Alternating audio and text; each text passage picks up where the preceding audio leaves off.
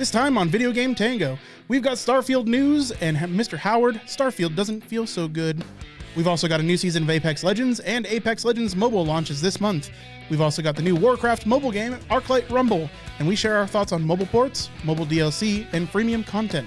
Then after the break, we've got more Activision Blizzard news. Nick gives his thoughts on Backpack Hero, I murder ghosts and goblins and vampire survivors, and we get political while talking about Bungie's stance on Roe V Wade.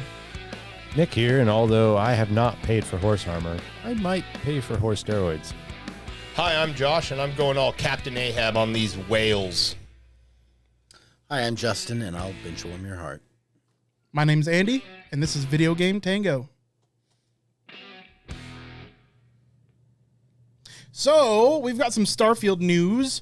A former Starfield dev says there might be too much content for the game to ship on time.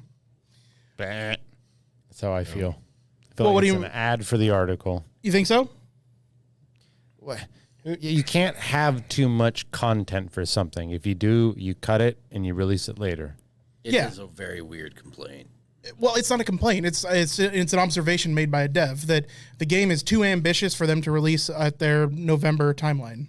Too ambitious is one thing. Yeah. Having too much content doesn't imply they're putting all of the content into the game. Right? Like if I'm a movie and I said we shot way too much footage for this movie. So your complaint is with the title of the article. My complaint clickbait. is that the whole article feels like clickbait as an ad for the game. Okay, well, However, I have not read the article, so it could be wrong. yeah, let's talk about the article. So, former Starfield developer says Bethesda will likely have to cut content from the game in order to ship it on time. Earlier this week, a character artist going by the Reset Era username Heavy008 revealed a slew of details about Starfield. As captured by imagery user Heavy008 claims that Bethesda was a secure place to work, calling game director Todd Howard a charismatic leader. However, while the game is looking good, thanks to improving lighting, Heavy008 says that the project is still facing issues. Flying is terrible at the moment, and Bethesda's new engine is a piece of crap. Despite those problems, there's certainly a touch of optimism in the developers' comments as to whether Bethesda will hit the Starfield release date. However, they're less sure. They're really fucking burying the lead with one of their developers is saying the flying is crap and the rest of the game is shit. One of their past developers. So this is a developer that's recently left the company. Is that just sour grapes, or? No, it doesn't sound like it. So, I mean, first of all, he's saying that Todd Howard is a good, charismatic leader and that he liked working for Bethesda and it was a secure place to work. This is not uncommon to leave one place for another in the games industry. It happens all the time. You go from one development studio to another one, even sometimes in the middle of a project, right? So somebody offers you more money to start a game that they're just starting work on because they like your LinkedIn profile or your portfolio, then you move over to that company, right? That's standard issue development cycle, especially if you're like a Californian developer. Then it just means that now your workspace is over there instead of here. Yeah, right? yeah, for sure. So pretty frequent trading of employees as far as the even the larger studios go. So he's saying that they're going to try for sure to release the game on time in November, but will likely have to cut what they need to due to an overabundance of content. A beta is set to take place this summer, however, should reveal the extent of the work that still needs to take place. So there will be an opportunity to look at where the game is at when the beta comes out in summer. And I think based on feedback, they'll decide what works, what doesn't, and then cut what needs to be cut to make the game release on time. Yeah, and I mean, honestly, if it doesn't release on time, that should be okay too, because if you want something that's groundbreaking and fundamentally new and whatever, use your adjective you want,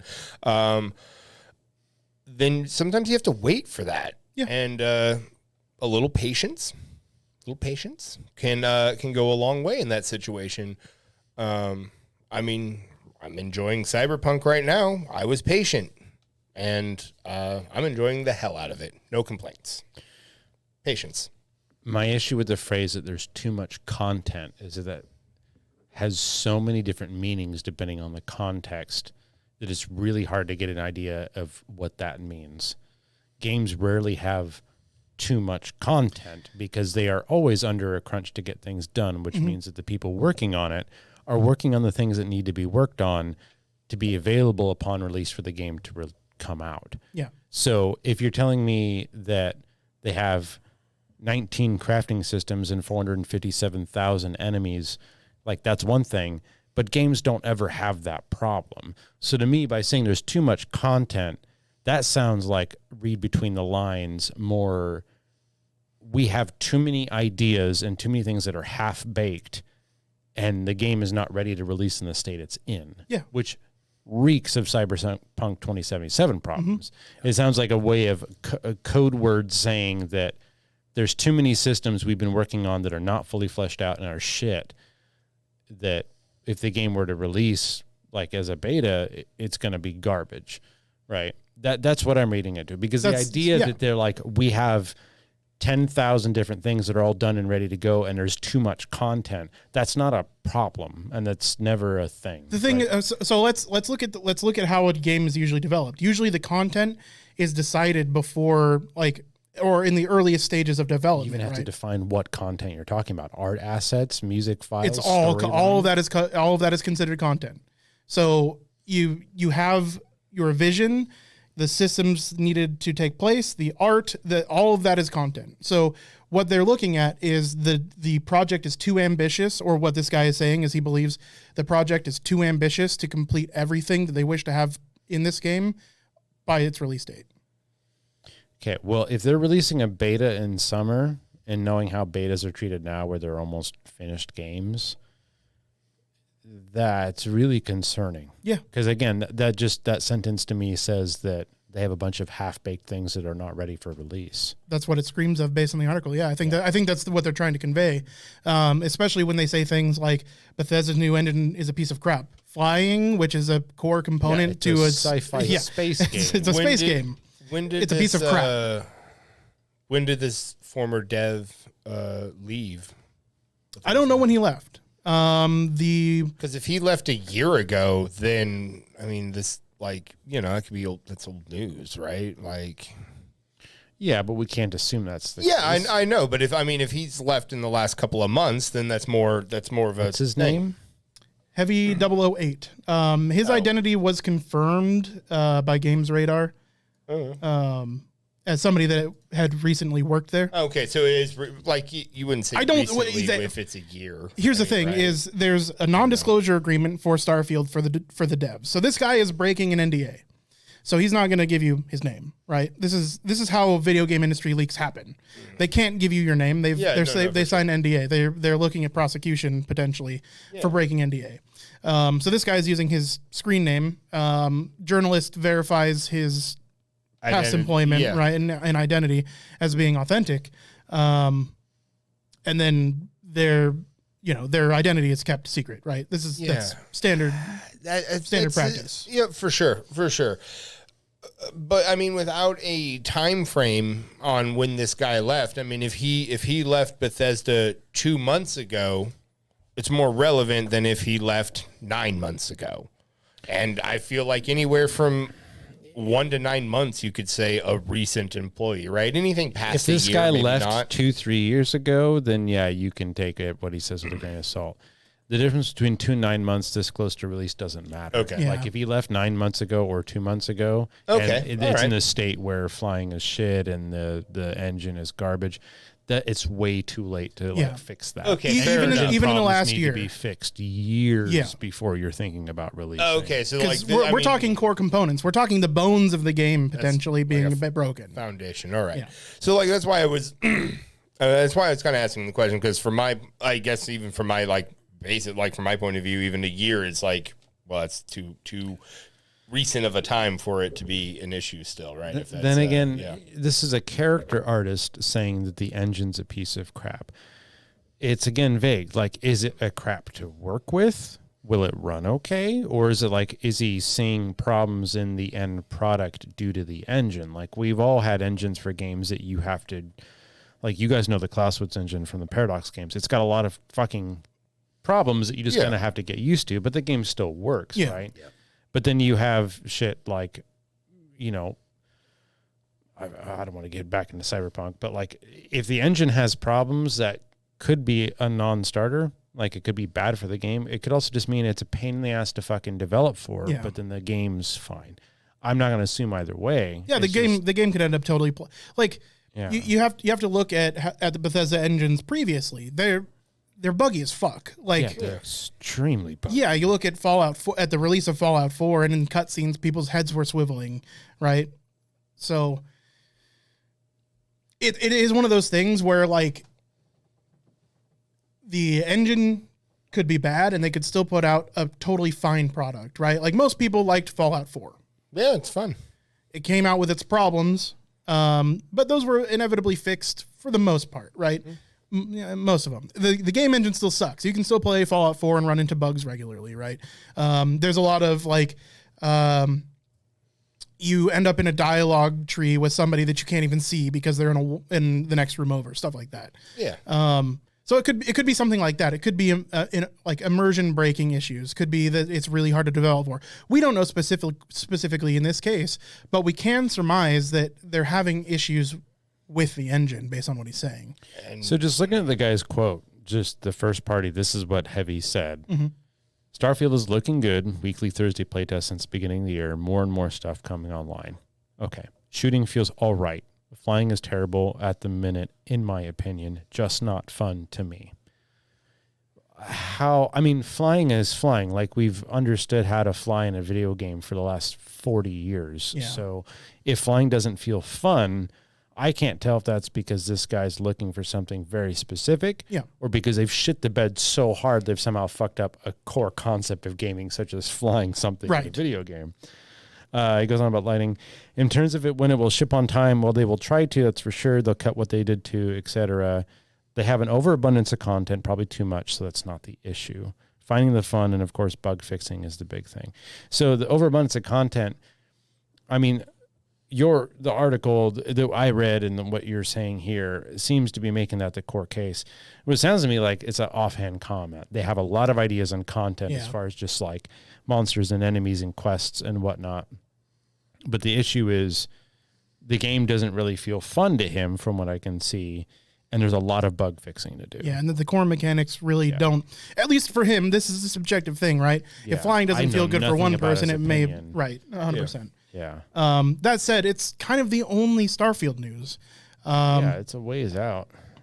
November isn't too far. You know, it's only 5 months away that we're looking at getting a Starfield launch. So at this point, right, like usually you'd start seeing YouTube ads, you know, and trailers and stuff like that. Something like this. Especially something Fallout that, ads were off the charts. I mean, the two most anticipated games of the year based on like the Game Awards last year was Elden Ring and Starfield. Yeah. They're huge. I mean, a Bethesda launch is giant.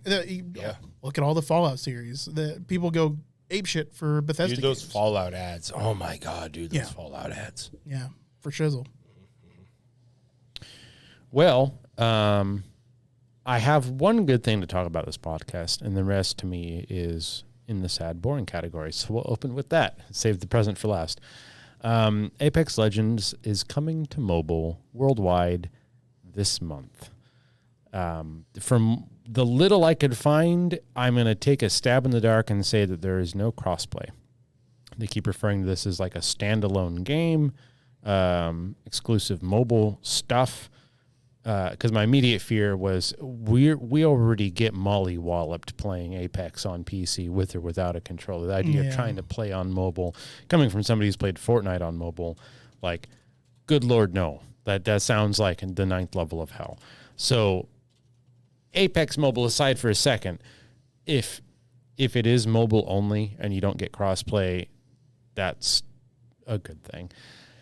That said, like, what is the market for people who play battle royales on their phone, assuming with like controller support or aftermarket, like third-party mouse and keyboard support? Most people are going to be playing this on their phone are probably going to be kids. Yeah. And I mean, get that mobile money, I guess. This ties it on my next article. Like, every major game studio is putting out a mobile game because it makes money. For example, in my next article, Genshin Impact $3 billion on mobile they made so far, averaging $1 billion with a B dollars every 6 months. They said, let's take Breath of the Wild and charge a lot more money for it. I've played Genshin. It's fine. It's a really good Breath of the Wild clone filled with freemium bullshit. What about Call of Duty on the mobile? Wasn't that big for a while? I'm sure it made a bunch of money. I don't know numbers off the top of my head. The mobile versions of these battle royales are huge. Yeah. Yeah. So many more people, especially children, have access to a smartphone. But Yeah. they do not have access to a console or PC. Everybody's got a phone. Everybody's got a phone. And the more phones they can make these things work on, the more money they make. If you don't know what Genshin Impact is, it's slot machines for children. Oh, good. I mean, that's not entirely true, but like the cynical part of me, that's what it's saying. Yeah. But yeah, mobile games are huge. We know that Diablo Immortal's coming out, and this other thing that I think you're going to talk about from Activision Blizzard, the other mobile thing. I wasn't planning on it. No. Okay. To me, Blizzard also announced a mobile game: Arclite, Tussle, Rumble, Swagger. Arclite Rumble. I watched the really hard to watch video, but got about halfway through it. Them announcing it. Clash of Clans with a World of Warcraft coat of paint. So we'll see how that pans out as well. Yeah, honestly, I was hoping for better. To be honest, what I was hoping for was Pet Battles Mobile, something that integrates into your World of Warcraft account. I think that would have integrating anything into Warcraft would be better than making yet another. I mean, it's going to another make them a shit ton of money, assuming they don't Probably. shit the bed. Like it's so easy to make money with mobile games because people will just pay that $1, that $2, that $5, or the whales dropping $10,000 on your fucking game so they can have their legendary 9-star war chief. Oh, so that's disappointing. Yeah, we'll see. I mean, I will try Blizzard games when they're free. Yeah. To give you a report of how they're doing. I'm not giving them $1. So we'll see what happens there. Yeah, I mean, at the end of the day, it looks like another kind of Clash of Clans. Essentially, it's a tower defense. I mean, at the end of the day, it's got more mechanics than your run-of-the-mill tower defense game, but... No. I've played a lot of mobile games, and from what I saw, like nothing in there was new. Of course, they might have taken the things and putting them together well. I don't know. Yes. We'll see. Fingers crossed. That was my point. Is like Blizzard, if they do anything well, it's stealing everybody else's content and putting it in a good package. At least they used to. Yeah. Yeah. We will see. I believe you have some stuff. Yeah, to build on that Apex news, Apex Season 13, Survivors, is coming out in just a few days, May 10th, I believe. And with this new season, there is a few changes, a few new things. A few new things. A new character by the name of Newcastle. Turns out it's Bangalore's long lost brother. It doesn't look like they recognize each other right away in the video, which is, I mean, whatever. It's weird. There's no 23andMe in the future. You're right. But he has a bunch of new powers. I think he's like a healer / shield kind of guy. He's going to be able to drag people away, throw up a shield, and heal them all at the same time. His another one of his powers is going to be a energy shield that just deploys in front of him, can block incoming attacks, and his ult is going to be a build your own fortification that just springs up around him. A new point of interest is going to be happening. It's going to be a hot drop for sure. It's a kaiju on the beach, baby. Dropping into the gullet, fighting in the stomach, all over purple gear. Yeah, gross. I want that. It's going to be amazing. Don't say gross. It's going to be hot dropping all season long. I don't want a hot drop inside. I'm going to hot drop in the gullet. I'm going to hot drop. I'm going to hot drop in the gullet. There will also be IMC Armories, which are going to be places that you can really upgrade your guns. They are, however, guarded by Spectre robots. I don't know what those are necessarily, but they sound scary, and they will be machine. They will be protecting the guns, so you'll have to get by them. There will also be some changes coming to the ranked leagues. So you're going to be able to demote. If you feel like you're not being able to advance, you're going to be able to demote from gold, as an example, say down to silver. Now, you're only going to be able to do this so many times to keep people from smurfing. So hopefully that will also cut down on just regular smurfing, because it's like, I'm not getting any traction. Instead of making a new account, like I'm a platinum player generally, right? I'm not, but as example, you're a platinum player. You're not getting any traction. You're not having any fun in the game. So instead of making a new account and going and donking on me, the bronze player, you just drop down to golds and compete against people who are closer to your level, but not quite. It seems like an interesting idea. I mean, it seems like it's going to be rife with abuse also, but well, let's see if they can get the kinks out. But I'm excited for new characters, new points of interest. I think it's going to be a lot of fun. So I wanted to deliver some positive Apex news on the sad mobile news. I mean, I don't think Apex Mobile is sad news. It's whatever news, I guess. I wouldn't even say it's whatever. For a lot of people, that's huge fucking news. They get to play a game now that they wanted to play, and they haven't been able to. Yeah, okay, that is awesome. That's true. That is awesome. I don't know. It just feels exploitative, and I don't like it when things are exploitative. Dude, they're like, at the end of the day, sure, maybe, but like, they're gonna have access to the same skins that you have. I don't know. It's the same game on a new platform. Is that exploitative? It's exploitative because it's going to be exploitative. It's going to be full of freemium stuff. Then the Apex Legends that we know is already exploitative. I mean, that's not. Yeah, that's fair. That's not the argument we're making. Yeah.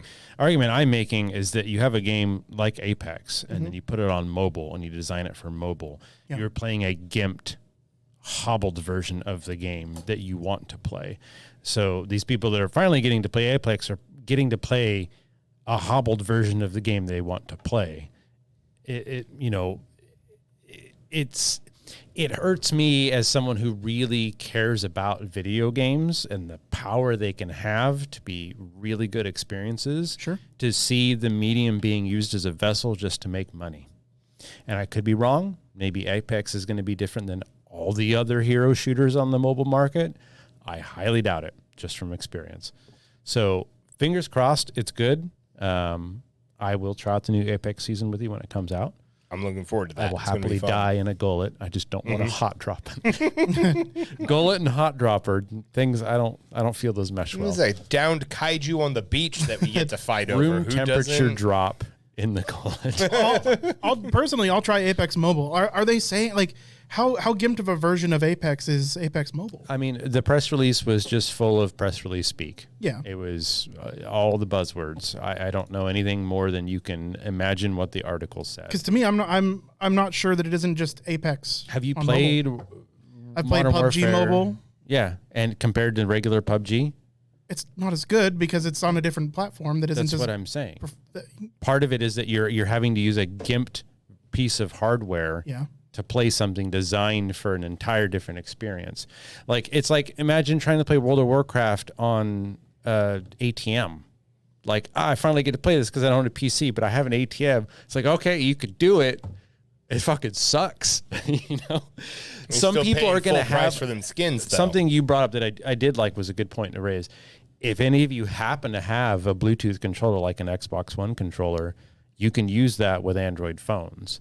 And suddenly you're getting to play in the native environment control-wise. You're still playing on a tiny screen, but maybe you can dock that with, what was it called, Dex? Yeah. Yeah. The normal Android phones, the updated version, you can plug them in HDMI to a TV, and you can essentially full screen your phone. So if you don't have access to a console or PC, there are ways to get as close to that real full experience as you could get playing normal Apex. I don't know how much different the game is going to be from standard Apex. It sounds like it's its own standalone thing. They use that word a few times in the press release. Yeah. So we will see. We don't know what that means as far as whether that just means it's not crossplay or because Fortnite Mobile is crossplay with all of Fortnite, right? It is. So you play crossplay Switch, PS4, Xbox, PC. So that's full crossplay. You know when you're going up against a mobile opponent, right? Yeah, I've played this pretty much when I play with my niece. I play on the phone, and it is a nightmare to play on. It's doable, you know, but it's like sound fun. For me, to be honest, I don't see any problem with porting them to mobile. For me, that sounds like access. And to be honest, I get the feeling you really haven't played much mobile shooters. Like they have. I understand that they're not good. Well, like for example, on a Fortnite Mobile, the basic setting that's already on when you start is if you put your crosshair over someone, it automatically shoots. Yeah. Because you need one thumb to move and one thumb to look, and you've got a shoot button, a run button, a jump button, a sprint button, a crouch button, an inventory button, and you've got 2 thumbs to control everything with. Yeah. So suddenly, like, if you're trying to get into an intense firefight with someone, like, you cannot look while you want to do any of the movement options, especially with the new sprinting and mantling stuff. Like, there's a bunch of options in there to set that stuff to kind of auto trigger, but like, the game is a handicapped version of what it is on a controller. Yeah. And that's all I'm getting at is like, you know, if you haven't been able to play Apex, you might enjoy the mobile version, but if you have the opportunity to play it with a controller, of course, on a PC or I don't think anybody is opting to play, like, unless you're doing it from bed or whatever. I don't think anybody's opting to play these games on their phone instead of their preferred console or PC. I think for the most part, it just like, to me, it's just another platform that it's on. That's all it boils down to. I don't agree. I think that the format of a shooter is horrible to be doing on a mobile game. But it's also the choice and agency of the player. I mean, like the player chooses to download the game and play it in that. Yeah, but that's a straw man. That's not the argument I'm making.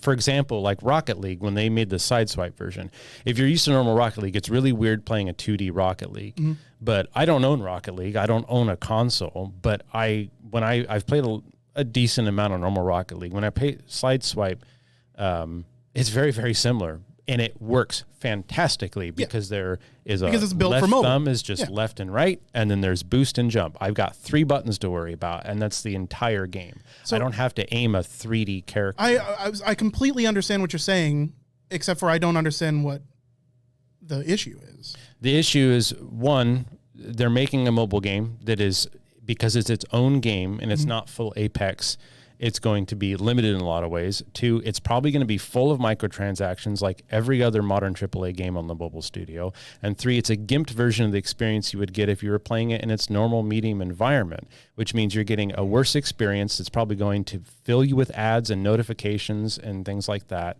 And 3, you're going to be frustrated trying to play it because it's hard as fuck to play a shooter on a phone. So that's my whole argument is like, I hope people enjoy it. I hope it's good. I always do, but I do not predict it's going to be any of those things. I just want to counter that with if it's Apex and they're doing like at least faithful attempt at getting Apex on mobile, then it's going to be full of microtransactions because Apex already is full of microtransactions. I was going to say, it just seems like so it's not more than it probably won't be more than what they're doing already. If you look at PUBG Mobile, if you look at Fortnite Mobile, if you look at Call of Duty Mobile, they give you a mobile version experience of the same game. Fortnite's similar. That is true. I don't think there's any difference in the freemium stuff there. Yeah. I haven't played PUBG and I haven't played, I almost said World of Warcraft, Modern Warfare mobile. However, I've played thousands of mobile games. Yeah. And I've played other shooters. And hopefully whatever freemium stuff is identical to normal Apex. But given that they keep reinforcing it's its own standalone game, to me that means I'd be willing to bet money that there's going to be more freemium bullshit in this than a normal Apex. Potentially, and if there is, then I agree with you. If there isn't, then personally speaking, I don't think that's in any way exploitative. It's a way to get a game. Now, I'm not saying that they're not doing it to make money. Obviously, if you're putting the experience on another platform, you're doing it for the sake of money, right? Like I don't think in the games industry anymore there's like, let's get this out to as many people as possible. In the indie market. Yes, you're right. But in the AAA studio experience, no, let's get this in as many hands as possible, not for no altruistic reason. What were you trying to say, Josh? Well, I mean, for me, it's just it seems like a new platform where they can charge $9 for a fucking skin that I probably already paid fucking $9 Oh yeah, you're for on the absolutely console. not going to get Like, to I'm carry not- over your Yeah. skins to this. So you're gonna have it's to buy just them like again. that's what It's I mean by standalone. it's standalone. That's what they keep saying, right? So to me, it's just like, oh, here's another platform. Like it's already, like Andy was saying, it's already full of microtransactions. Now I've timed them well when they've been on sale and shit, so I've done all right. But it's just like if I want to play this and I don't want the 4 starting characters, like I've grown used to playing not them,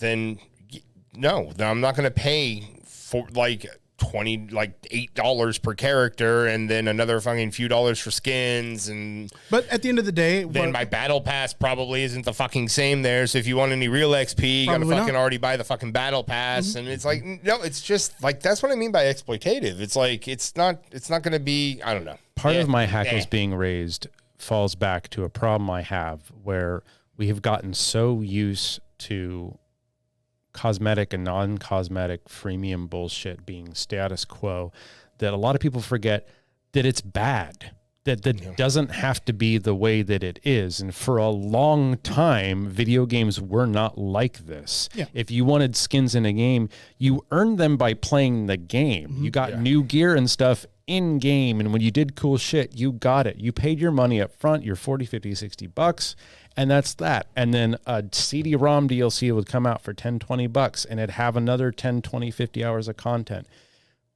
That doesn't have to be the past. And there are still indie games that make those kinds of decisions where they put out a fully fledged game, you get everything you paid for up front, and there's no more paying money once you've already bought it. If you want to buy DLC for the game to support the developers or for cosmetic items, those exist. Deep Rock Galactic, thank you. Yep. So I'm upset because this is so status quo standard now that it seems like it's a good thing, but it's not. It's like we've devolved to a point where we've forgotten that things don't have to be this way. And I think that's bleeding through into my argument and my derision of this. It's that everything honestly, tells me this is going to be a shit show. That's what I was trying to drag out of you. Is I'm trying to pull what the root of the problem is here, because at the end of the day, this just sounds like a fucking port, right? And it's not. They're saying like- it's its own standalone thing. Like, It I'm is not going to a get my port. fucking skins. Like, if I just want to, if I'm playing a pared down version of it, I'm not going to get my same skins. I'm not going to get my same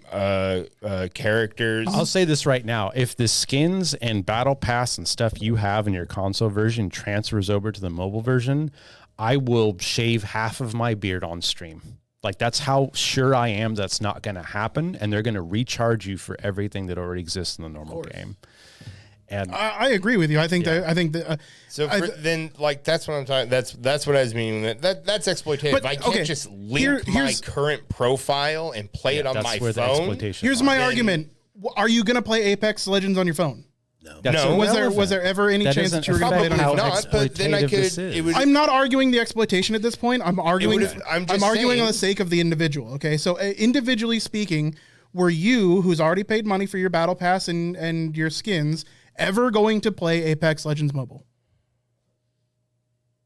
Probably not. Okay. However,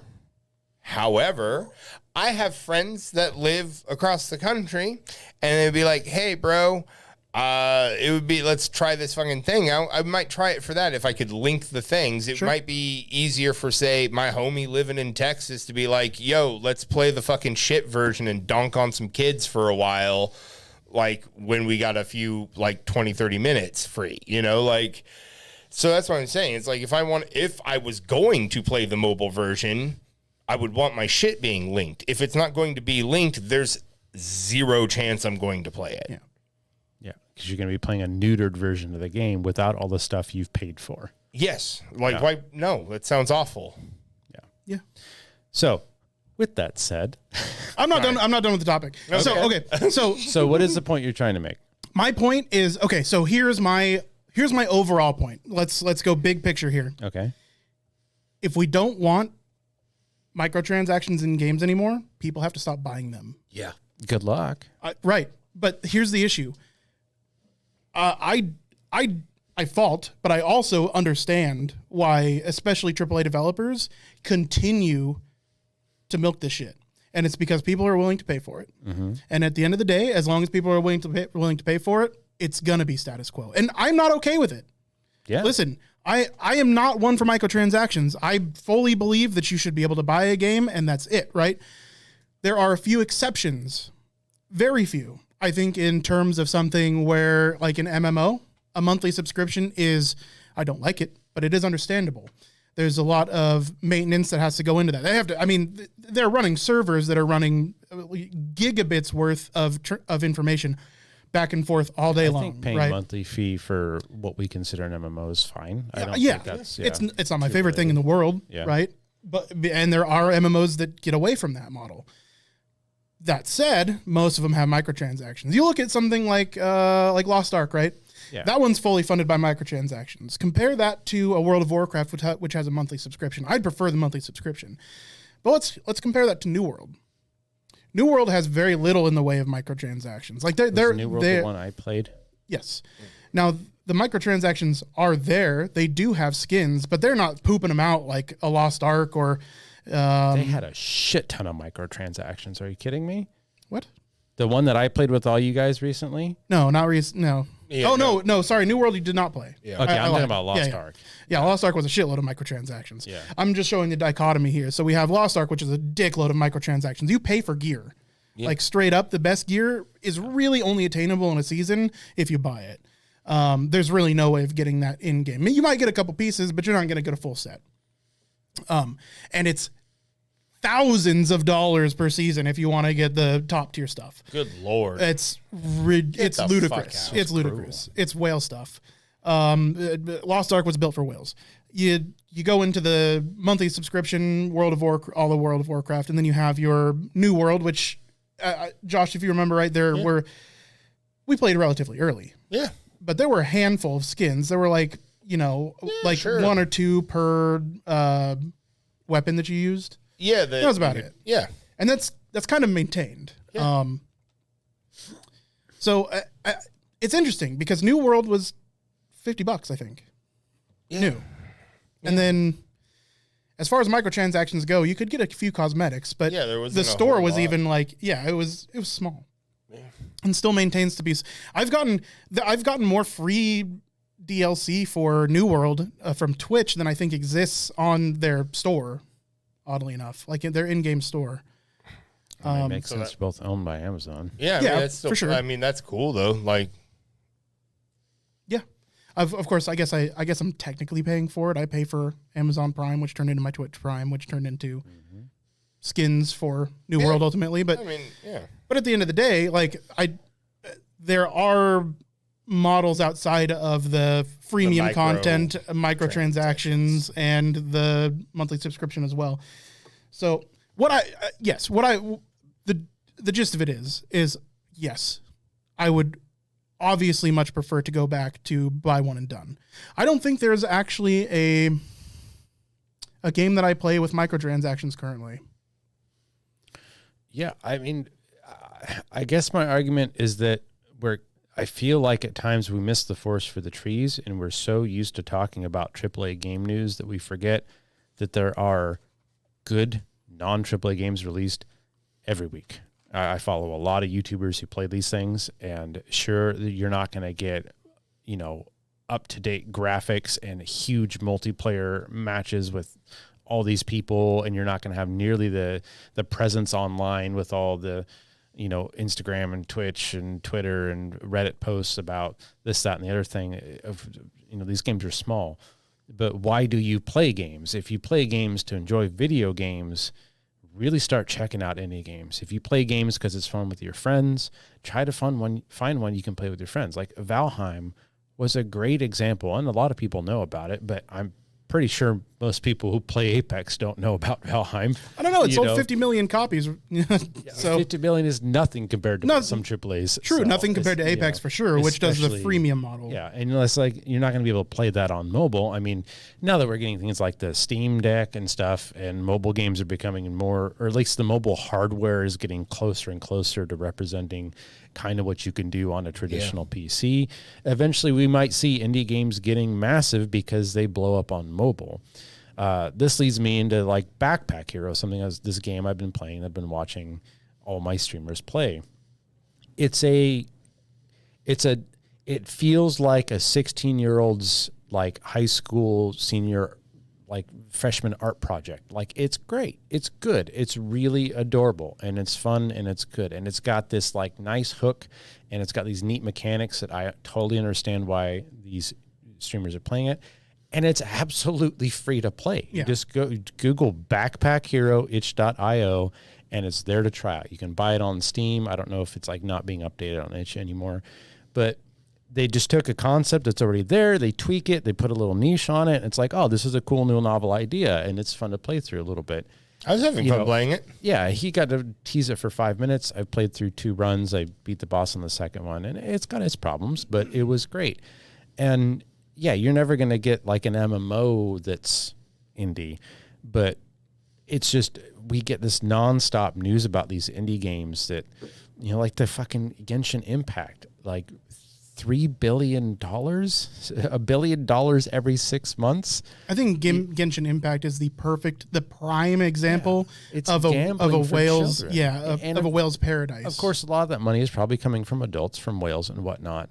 But, you know, if we're getting people that are raised on a generation where gacha mechanics, where you pay a certain amount of money to draw a random hero, is the norm.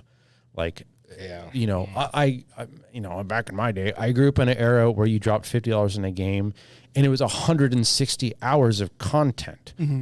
You know, it's just minimum. And then that was on one playthrough because you wanted to get everything. And then you play it again, or then your friend plays it and you see this thing that they've never done. Like, how many hours did both of us put into Final Fantasy VII combined? You know, and we only literally had to buy that once. And that was only 20-something years ago. Like, you know, I guess I'm just frustrated. I'm frustrated to see the wasted potential. Like, the mobile market would be so ripe for indie games to do well if the stores that these games are sold on, Google Play and Apple Store, I don't have experience with, but I assume it's similar, didn't just... Google Play is one of the fucking worst storefronts I've ever used in my life. And it's there to just shovel freemium games in your face. Like, I've specifically had to download other Play stores and go to subreddits to try to find games that are worth playing because they're literally diamonds in the rough. There's so very few of them because no one wants to develop for mobile if you're not going to get picked up and noticed, you know? So I don't know. It's frustrating to see how big AAA games still are, even though for the most part they're shit. Like, it's very rare a really good AAA game comes out and just like God of War, maybe Horizon, not even that. God of War is like the last big one I remember that was like, this is a really good AAA game. And that was years ago, you know? Like, there's good indie games coming out every month. I play them. They're worth playing. And I guess I'm just a little drunk and a little ranty, but we will see if this Apex thing is exploitative or not. It's going to be similar with Diablo. Like, I held no expectations of anything good out of these other than the first 5 hours are going to be a blast, and then you're going to hit a paywall, and we'll find out. I don't know if you're going to hit a paywall with Diablo, but we'll see. The articles I was reading to get the end game gear stuff, like, it was some guy calculated multiple years of grinding for like one piece of best in slot gear from his experience in the beta. Like, that's the kind of paywall shit I'm talking about. Yikes. So yeah, scary. A little bit. That said, they're exploiting. I mean, I'm using exploiting here. It's probably not the best word. No, because like, you have the choice to pay. You do money, have the choice, right? But people are growing up in an environment where that's default, so Yeah. they do it. You know, That is exploitive. yeah, and it is exploitative because they don't have to make these games. They could still make a profit and make a good game. Maybe you don't make as much money, but like, that's what exploitation means. Yeah. You're going above and beyond the pale to squeeze out every last fucking dollar out of people because they don't know any better. Like, you're taking advantage of stupid people. Yeah. That's exploitation. Yeah, I mean, there's also people with more money than sense, and for them, good for you. Yeah, That that's you look at whales. So I just wanted to see if we could get like one example of a whale in Genshin Impact, because it's Genshin man, Impact is known that's for scary. its whales. So the first thing that popped up Should is we this define Reddit card. whales real quick? For I anybody's think not everybody familiar. that knows what I think Someone everybody who knows spends what a whale lot is. of money on freemium stuff in games. All right. Yeah. So this Reddit article is somebody asking the question, what counts as a whale? So generally, there seems to be two main types of Genshin Impact players, free-to-play and whales. These two sit on opposite ends of the spending spectrum, either spending none at all or spending an absurd amount on Primo gems, which I assume is their currency. Gems, yeah. Yeah. But I was wondering, at one point, does a player become a whale? Is there a middle phase for those who only spend a relatively small amount? Dolphins. The first answer is, if you have to ask a whale how much they're planning to spend on any given banner and they give a definite amount, they are not a whale. A whale spends until they get exactly what they want in the quantities they want with little regard for money. And that's accurate. Yeah. Gross. That said, I think it's about time for break. Yeah. When we come back, we've got some Activision Blizzard news, some Square Enix news. We've got some Bungie news and a couple games that Nick wants to talk about. And I definitely want to talk about an indie game that's grabbed me by the junk. So audio listeners, we'll be back almost instantly. For the rest of you watching the live stream, we'll be back in just a few minutes. Yes.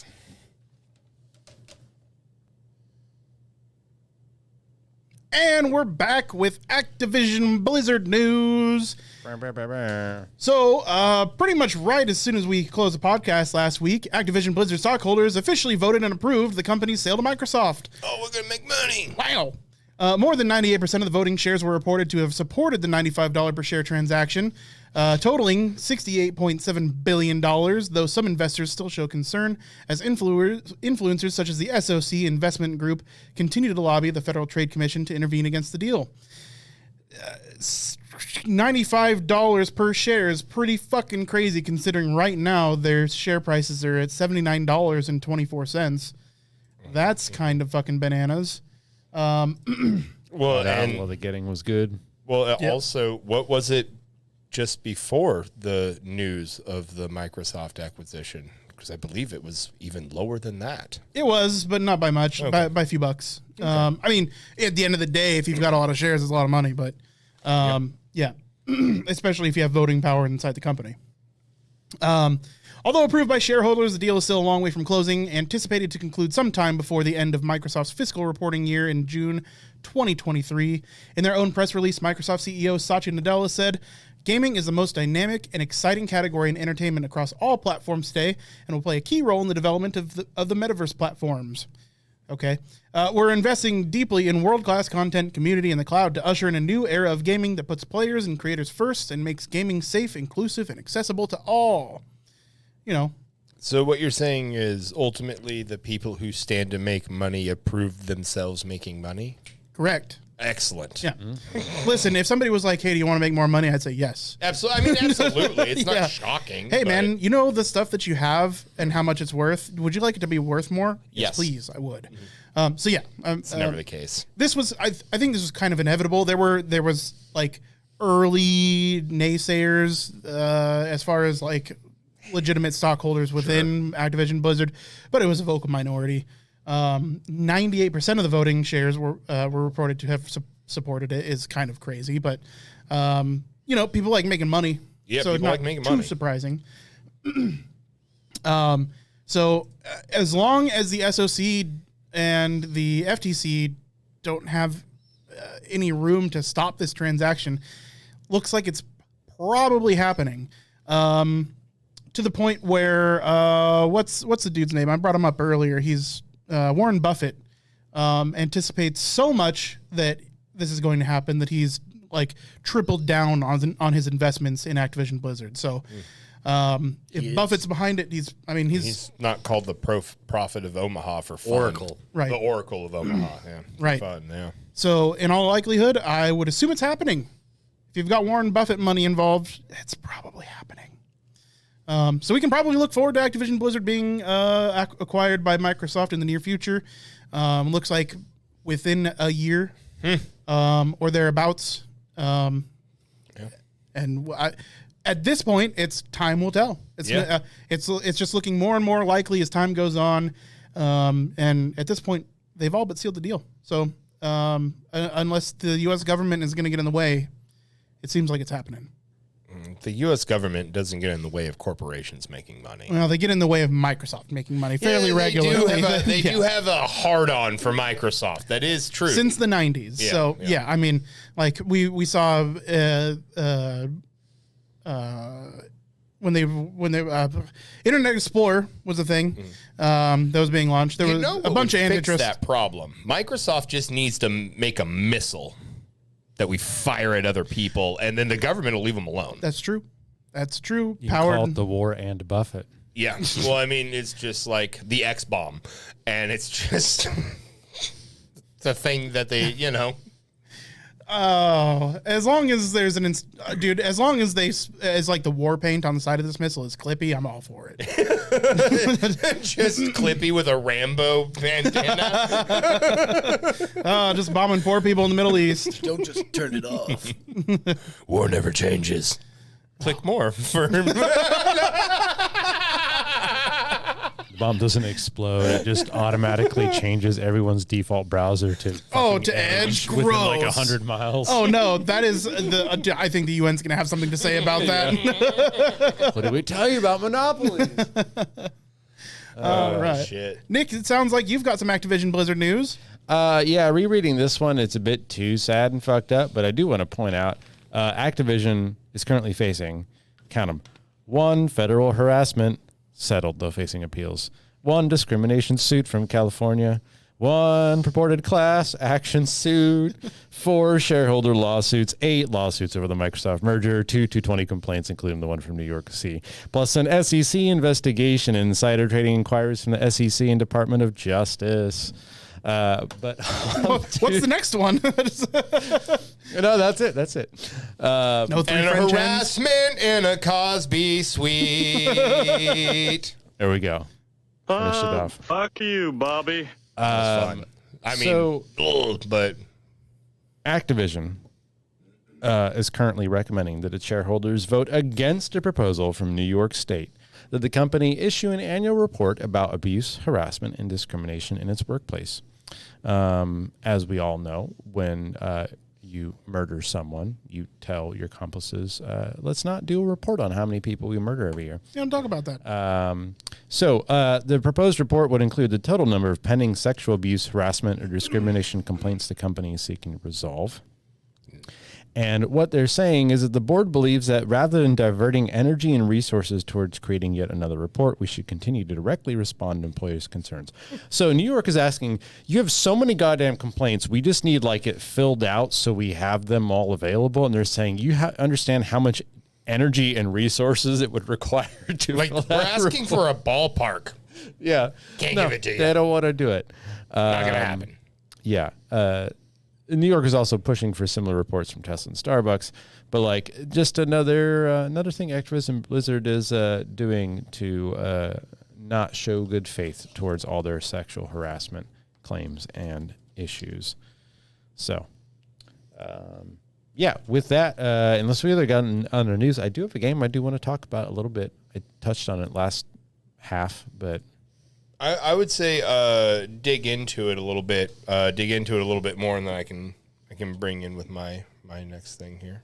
dig into the game I want to talk about? Yeah, go ahead. Okay, yeah. Backpack Hero, available on itch.io for free. I should have checked, but I think there's a Steam version that may or may not be.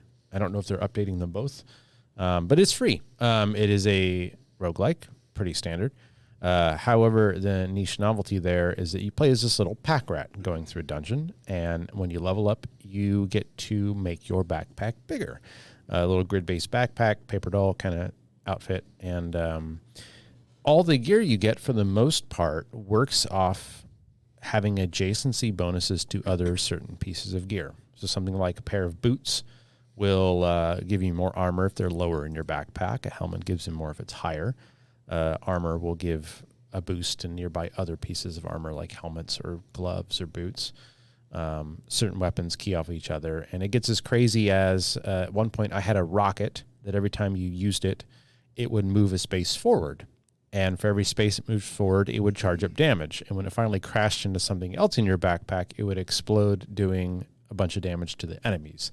So they've managed to make paper doll inventory management into the game, which is a really neat concept.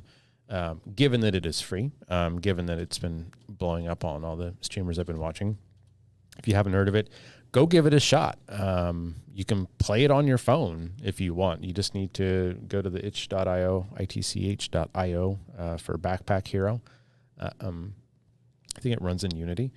And it is a fun, great little game. I don't know how many people are working on it. It does have some kind of, I will put it as novice game design decisions. I look upon it with adoration, though. It's not lacking in qualities due to like bad choices so much as the balance is a little off and there are some UI things and some other choices that are kind of iffy. But the design space is so small. I mean, you just got your backpack and your gear, and other than that, it's a pretty standard roguelike that it works pretty well. The biggest hurdle I ran into is after arriving at the boss in my first run through, which I managed to get to the boss in the first run through, no problem. Absolutely mollywalloped me because he has a very specific kind of build counter that hard counters a lot of the builds I was playing around with in my first run through. Second run through, I ran literally with just a bunch of poison consumables, and I saved them up and I dumped them on his ass and melted him, no problem. So that's kind of stuff that, you know, could come with time, maybe different bosses, something like that. But yeah, it's worth playing. It's fun. It's quick. I'd say maybe an hour at most for a full run through. But you can pick it up, put it down. You can save the game. You can continue in New Game Plus with your old backpack. I believe if you want to play another round with the same gear. I love being allowed to do New Game Plus. I love New Game. I was just about to say, dude, I love New Game Plus. Mm-hmm. Fuck yeah. And yeah, it you know, like Slay the Spire or Into the Breach, the enemies will, you know, telegraph what they're going to do, so you can make your decisions if they're going to block, attack, curse you, put a debuff on you. But one really neat thing I found that was kind of cool is I had this little soup bowl that all adjacent consumables got extra healing.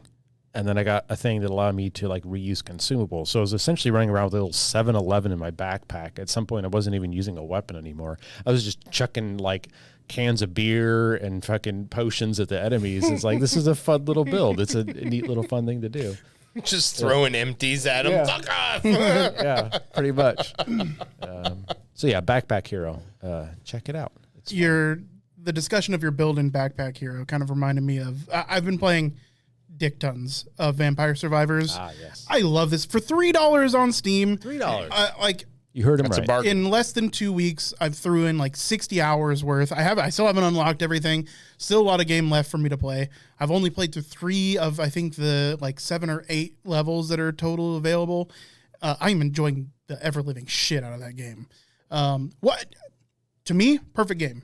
Gameplay loop, fun as fuck. Lots of unlockables, lots of reason to continue forth. I am loving the shit out of it. And for a game that has a 30-minute timer on it effectively per run, it's something that you can absolutely get like a total enjoyable experience in within 30 minutes, or you can binge it like I do on a semi-nightly basis and get a lot of gameplay out of it.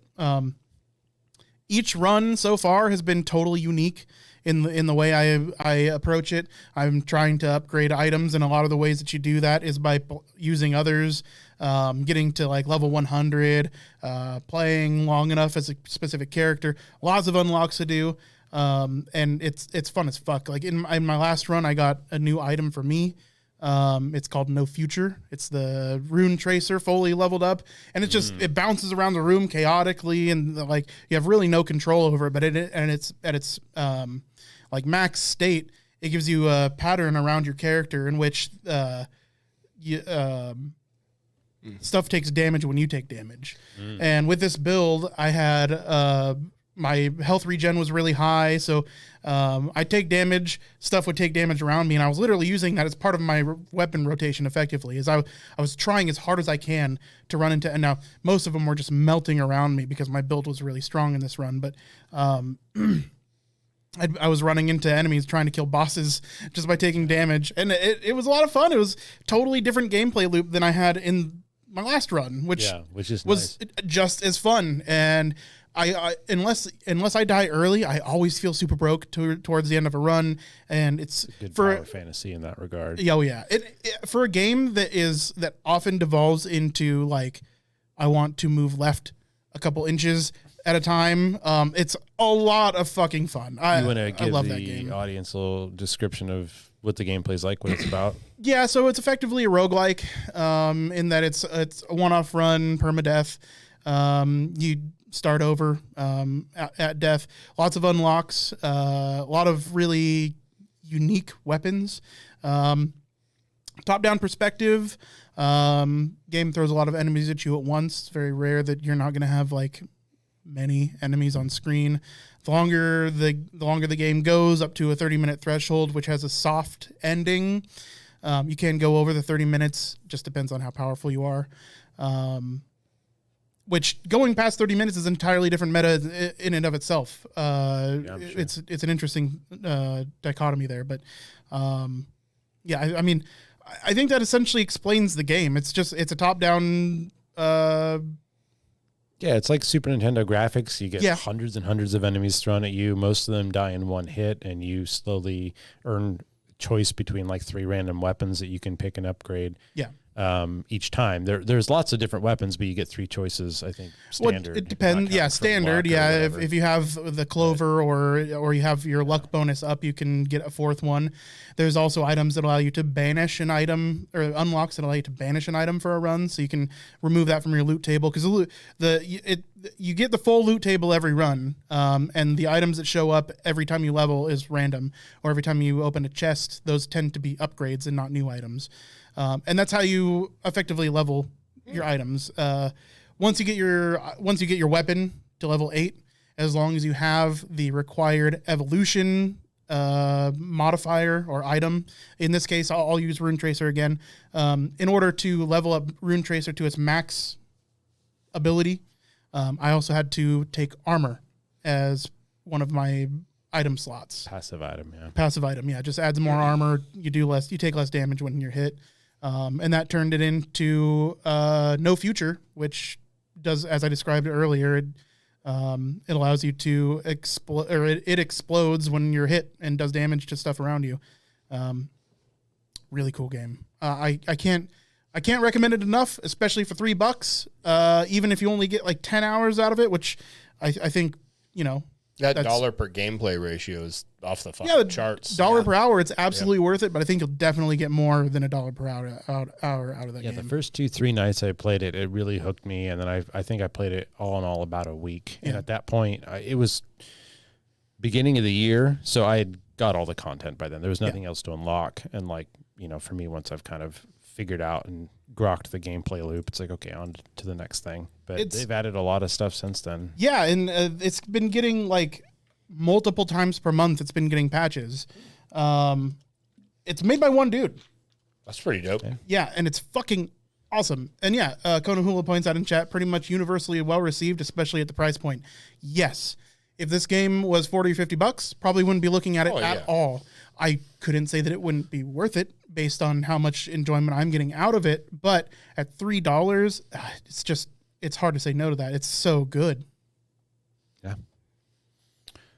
Definitely Anyways, recommend it. Vampire Survivors. Vampire Survivors. That's been my game of choice for the last week and a half or so. Have you guys been playing anything? Mostly just Apex and Cyberpunk 2077. You said you've been enjoying 77. I've been enjoying the hell out of 77. I'm doing a Street Kid run. Once I fix the trees rendering through everything, I've had nothing but absolute fucking enjoyment out of that game. And I picked it up for half price. So I got mine at a bargain. And then, of course, Apex. I mean, I fucking play Apex every day. I haven't gotten any better, but boy, do I try hard. Sometimes we have a day where we do all right. There was one day we got on and we were in second place twice. Yeah, we're really inconsistent. Like, we'll be competitive, like, fairly frequently for, like, 2 or 3 days in a row, and then it'll be like, we don't know how to play the game, and it's first day. And it's just like, that's what I feel like. It's like, I can't even. What the fuck are my buttons? What the fuck at my buttons? Josh, you had a little bit of news? Yeah, so, I mean, I'm going to wade into politics a little bit, unfortunately, but it's kind of big news. A couple days ago, a leak from the Supreme Court is they're pretty much going to overturn Roe versus Wade. That's almost certainly going to happen in June. If it doesn't, I will shave half of my beard on the podcast. So recently, Disney's been in the news because they spoke out against the Don't Say Gay bill, and in Florida, again, probably one of those states that has a retroactively approved bill to. Anyway, so we're hoping that more game industries would come out, that more people would be upset about established law that protects bodily autonomy for, half our population is being ended. But so far, only one company has come out in a full support of it, and it's Bungie. So the day it happened, pretty much, Bungie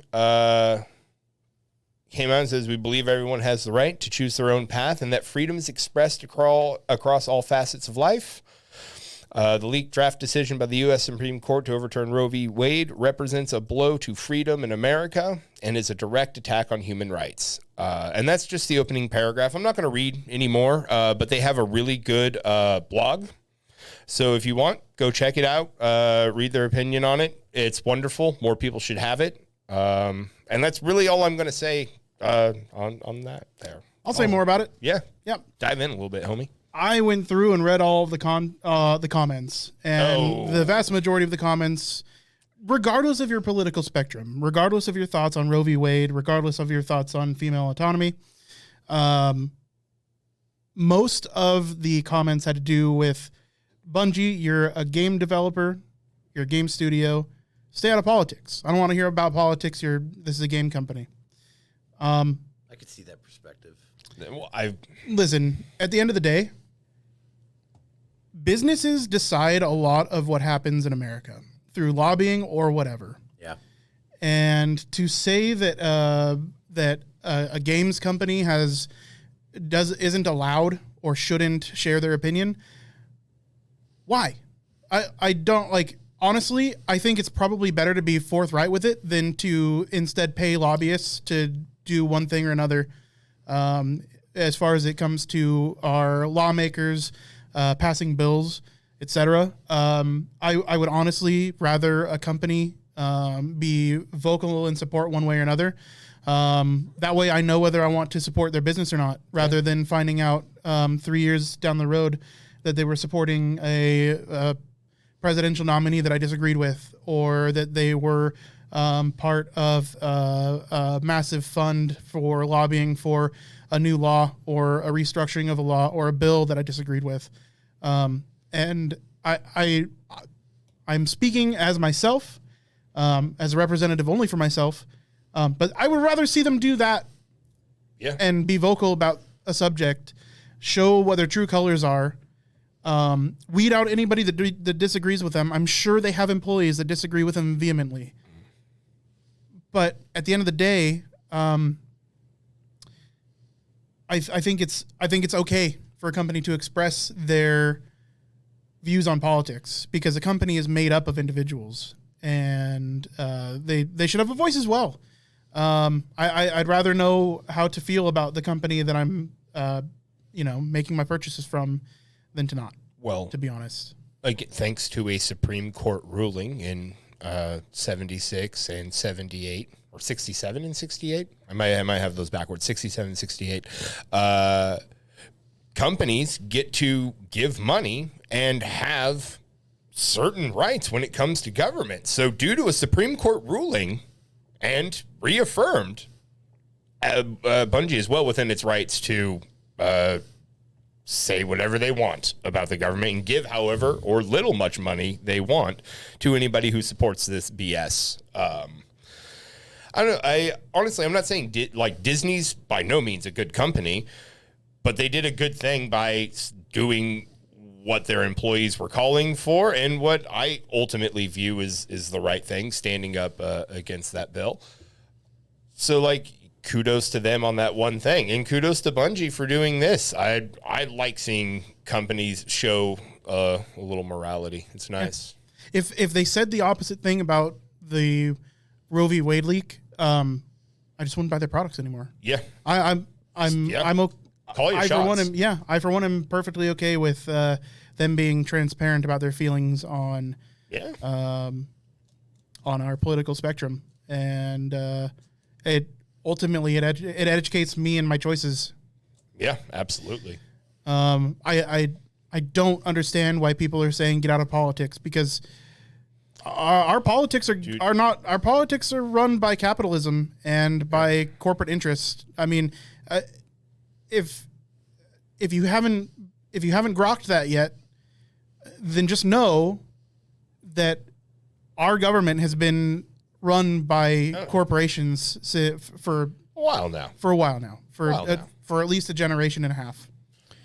I think that's kind of getting to the core of the problem, where the people who are commenting on this post about this, you have to assume, like most gamers, the majority of them do not follow industry news. The majority of them do not follow these things in depth, because even not counting mobile gamers, moms on fucking Candy Crush, majority of gamers just play games. Yeah. Right. Majority of people who buy shoes just buy shoes. They don't go to the yearly shoes expo in Fort Dallas to learn about the newest in shoe technology. Right. So you get this kind of quandary, and I don't want to get too into the weeds here, but I think some relativity is important with the notion that we don't live in this white room environment where you can picture companies as just being, here's a company, here's their product they make. If you don't like it, buy a different one. Like you're saying, companies have their fingers in every fucking pie that is America, right? Yeah. So we have companies have this quandary where they can either not say anything on any matter and just do their stuff, do their lobbying, if they do lobbying, right? Or just make their products. Or, like we are seeing in the last 10 years especially, people really care about the opinions of your company, right? But that comes down to this kind of issue where it's like, God forbid, let's just say Bungie says, we're against Roe v. Wade, right? Yeah. But at the end of the day, it doesn't hurt them a dime to say that, other than the potentially lost profit of people who disagree. Yeah. They don't have to do anything else now. Yeah. All they had to do was come out. I'm not saying this is what they did, because you could substitute any company in anything. Gay rights, forced march of children, Starbucks, it doesn't matter. Just pick a company. They have a verbal stance out on Twitter or whatever. They make a post, and they have already chosen to be, okay, we are, progressive, so we're against this Roe v. Wade overturning. And the people who hear it are like, this is great. I'm glad Bungie said that, right? But they haven't really done anything. Yeah. Right? They're not required to. Right. And I'm not expecting them to. So it's just kind of this weird gray zone where, if my opinion counts for anything, I don't really know how to feel about Bungie coming out and saying this, because there's so kind of little, what does it matter? They're going to say it or they're not. It's not going to change anything. It's good to hear that they said it, but it's not like they're now going to donate profits to Planned Parenthood. Nothing will probably come of it. Yeah, that would be something quite different. Nothing will probably come of it, and who knows? It could be virtue signaling for all we know. It could be virtue signaling. I don't think it is. It probably isn't. As much support as they're going to get for it, they're going to get some flack as well. What is this virtue word you were using? Virtue signaling? Is that trying to get good publicity? Yes. Yeah. I've been wanting, this whole time, I just wanted to say that. Yeah. I really feel like some of them are only doing it. Oh, sure. A lot of them. Yeah. It's like the Gay Rights Month, when all the companies put the rainbow logo on their Instagram for a month, and then the moment the month's over, they take it down. It doesn't cost them anything to do that. But And there's always fear that it's virtue signaling. So- but at the end of the day, like,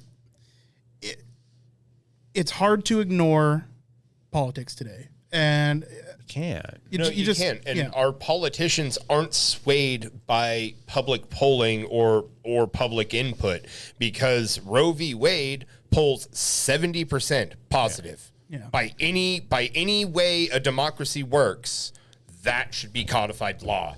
Simple as that. It's way over a normal majority. Now, Disney didn't start getting any blowback from the politicians in Florida until they said, well, we're not going to give anybody money who supports this bill. And that's what changes politicians' minds is money. So what we need is we need to pressure, we cannot pressure politicians. That apparently does not work. You don't have the power. Don't have the fucking the Skrilla for it. However, we can pressure companies into pressuring politicians. So, honestly, even if, sure, It's a roundabout sad way, but I mean, there's kind of a thing there. That's kind of the dystopian thing that we live in, is we gotta, I don't know. I like it, and hopefully it's not just for the attaboy, but they, put their money where their mouth is, and if they do donate politically, not to anyone who supports this. Hopefully it's not just a virtue signal, and it means something, because that's the only way to sway these politicians is by taking away their corporate dollars. Yep. Were you trying to say something, Justin? No. Okay. You just sounded like you were going to interject there. I don't know. It's weird. The video game industry is weird. It is. Imagine the book industry. Imagine if you have the New York Times bestsellers was literally 95% of people only read those books. Every other book was considered an indie book, and people who didn't read indie books didn't play them.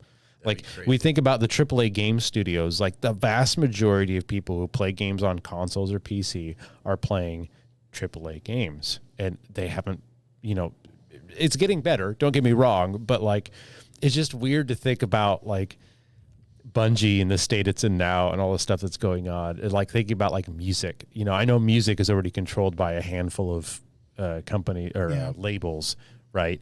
But anybody can sit down and just learn the guitar and go play at a karaoke bar, and people still enjoy that, and you can still find new bands on Bandcamp and whatnot, and a lot of people do that.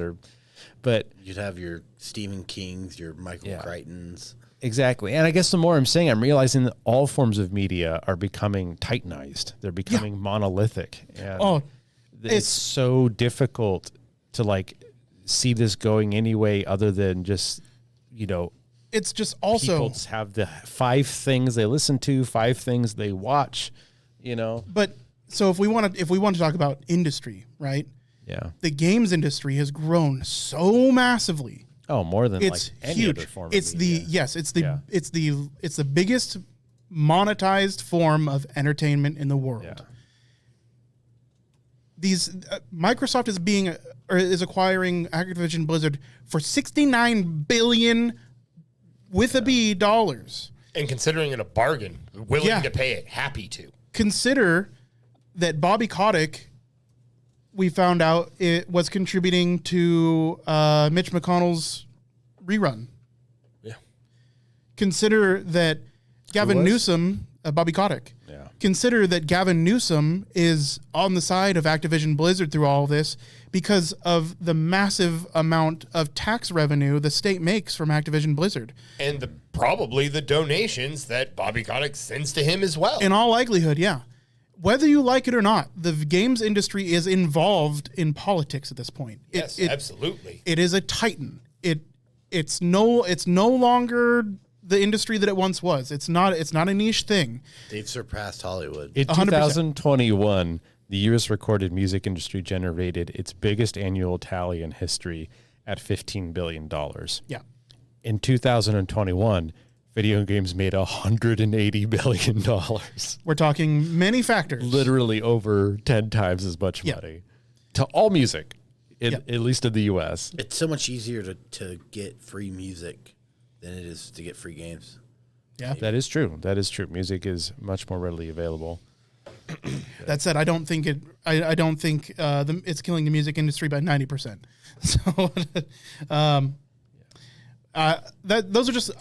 I just wanted to rant a little bit because those are my thoughts. Yeah, it's no, just you can't avoid politics. No, politics is in every facet of life. And if you say, I don't follow politics, that means they're winning. Like, follow it. Just as an aside for anyone who doesn't know, this Supreme Court decision revoking Roe versus Wade, that's really only going to affect people in states that have a Republican legislative. Yeah. So you're thinking Like small game. If homie. So if you're in like a blue state, sure, for abortion will the next probably- 2 years, abortion's probably going to be just fine. yeah. I mean, Starts going downhill though. yeah, if you Really think quick. if you think Republican legislators are going to have the same issues that Democratic legislators have about the revoking a filibuster to ensure, like, to put in whatever law the fuck they want, you're daydreaming. Well, I totally think that this might end up biting the Republicans in the ass, because there is a possibility that this is going to cause a larger than normal turnout by female voters. I'd hope so. You know, at the end of the day, Republicans have hopefully learned that if they push but not too hard, people forget. Like we've forgotten a time before when companies were considered people, a time before 9/11. So like keep doing your pushing, just don't push too hard too fast. This is literally the payout for 30 years of Republican political agenda. So they can get tax cuts and this. That's it. There is no Republican Party agenda other than tax cuts. It's a double-edged sword. This now and that they finally guns, have I it, guess. Now that they finally have it, it's one less thing to get them out of their homes and into the voting booths. Potentially. They're gonna cull all their voters by passing everything they want, and then they never vote again. The fact is, though, hot button issues, that does turn out people. Yeah, it does. It's going to be kind of a crazy voting year. It will be. I predict hopefully a lot of people, both men and women, coming out and hopefully doing something about this. Yeah. Well, I know we're all interested in the topic, but we are overtime for politics. So we're definitely going to be calling it here. I'm not going to talk about The Last of Us 2. Why would we do that? The game's old as shit. Politics. It was just So- negative politics joke. I do want to announce real quick that we're thinking about doing a new format. I don't think that'll be an announcement because I think I'm actually probably going to talk about that in the intro, but we'll see. We're thinking about mixing things up. We'll talk about that later Okay. or earlier. I'm not sure. I just We'll don't want to hear go it too at long. some point. You'll hear it at some point. We're just talking. Listen, Video Game Tango is ever evolving. We're doing stuff. We got Cronenberg things. We got monster. plans. I hope maybe. I don't. Okay. Good night, everybody. Good night. Good night.